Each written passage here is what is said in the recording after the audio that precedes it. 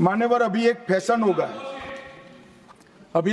गया है, आम्बेडकर आम्बेडकर आम्बेडकर आम्बेडकर आम्बेडकर आम्बेडकर। इतना नाम अगर भगवान का लेते तो 7 जन्मों तक स्वर्ग मिल जाता। अच्छी बात है ना। सुनिए तो, सुनिए ना, आप सुनिए ना, मैं बताता हूं। हमें तो आनंद है कि आम्बेडकर का नाम लेते हैं।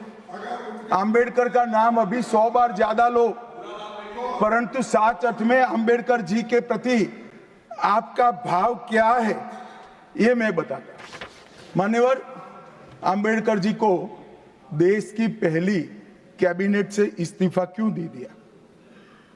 आम्बेडकर जी ने कई बार कहा कि अनुसूचित जातियों और जनजातियों से हुए व्यवहार से मैं असंतुष्ट हूं, सरकार की विदेश नीति से मैं असहमत हूं और आर्टिकल 370 से मैं असहमत हूं।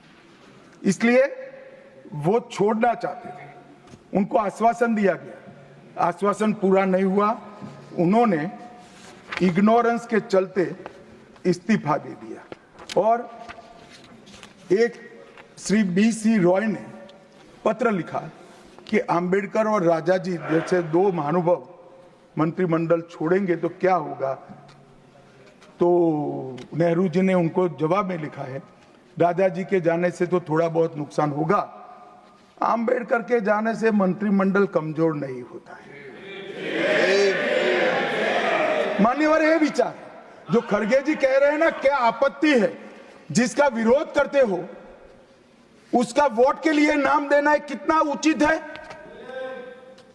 क्योंकि अब आम्बेडकर जी को मानने वाले पर्याप्त संख्या में आ गए हैं, इसलिए आप आम्बेडकर आम्बेडकर कर रहे हो। मान्यवर, मुंबई के मेयर ने एक पत्र लिखा था कि मऊ में आम्बेडकर जी का स्मारक बनाना चाहिए। मऊ में जो आम्बेडकर जी का जन्म स्थान था, सुझाव लिखा। उन्होंने कहा आमतौर पर स्मारक निजी पहल से बनाने चाहिए। यदि सरकार किसी प्रकार की सहायता करती है तो वो उचित नहीं होगा। उनके कितने स्मारक बने साहब?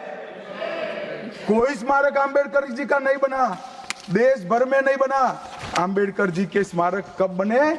जब भारतीय जनता पार्टी सत्ता में आई, तब मऊ में डॉक्टर आम्बेडकर के जन्म स्थान पर स्मारक बना। लंदन में अध्ययन करते थे, वहां स्मारक बना। नागपुर में शिक्षा दीक्षावलित वहां बना। दिल्ली में महापरिनिर्वाण स्थल पर बना और मुंबई में चैत्य भूमि में भी बन रहा है। हमने 5 तीर्थ बनाए महामानव। और मैं मानता हूं मान्यवर, मैं मानता हूं कि आम्बेडकर जी के सिद्धांतों पर चलना नहीं और वोट के लिए उनकी गुहार लगा देना। 14 अप्रैल को राष्ट्रीय समरसता दिवस घोषित किया हमने। 26 नवंबर को संविधान दिवस घोषित किया। उस वक्त भी इसका विरोध कांग्रेस के वरिष्ठ नेताओं ने किया। मान्यवर,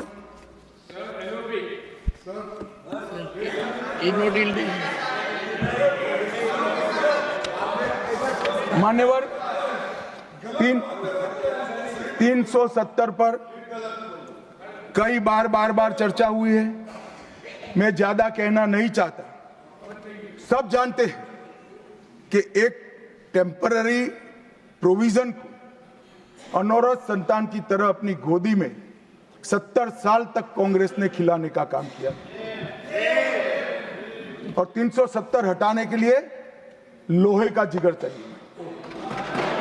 और जब देश के प्रधानमंत्री नरेंद्र मोदी जी 2019 में फिर से प्रधानमंत्री बने, एक ही झटके से इसी सदन में 370 और 35 को समाप्त। इसी सदन में कहते थे खून की नदियां बह जाएगी। खून की नदियां छोड़ो, कंकड़ चलाने की किसी की हिम्मत नहीं है। कंकड़।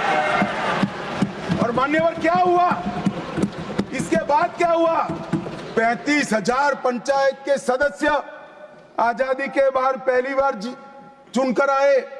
2,11,00,000 एक वर्ष में पर्यटक आए, पत्थरबाजी शून्य हो गई, आतंकवादी घटना 92% कम हो गई, एरिया डोमिनेशन बढ़ा।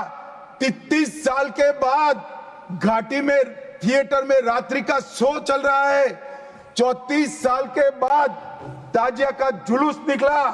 पहाड़ी, गुर्जर, बकरवाल और वाल्मीकि को आरक्षण मिला और घाटी के हर घर पर हर घर तिरंगा अभियान भी चला। श्रीनगर में फॉर्मूला 4 कार रेसिंग हुई।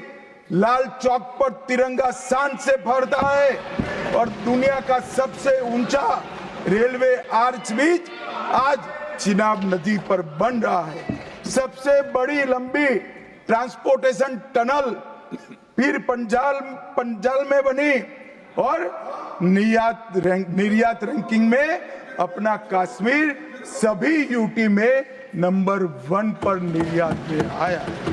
मान्यवर, 80,000 करोड़ पाकिस्तान से आए हुए विस्थापित, घाटी से भगाए गए विस्थापित और पश्चिमी पाकिस्तान से आए हुए विस्थापित को 80,000 करोड़ दिया और 1,19,000 करोड़ का निवेश आज आ गए। मान्यवर, 370 के रहते 70 साल में 12,000 करोड़ का निवेश आया था, अब 5 साल के अंदर 1,19,000 करोड़ का।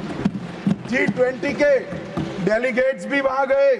अमरनाथ यात्रा में 4.5 लाख यात्रियों ने अपनी श्रद्धा व्यक्त की और कुपवाड़ा के शारदा देवी मंदिर में 600 वर्ष के बाद पहली बार दीपावली मनाने का काम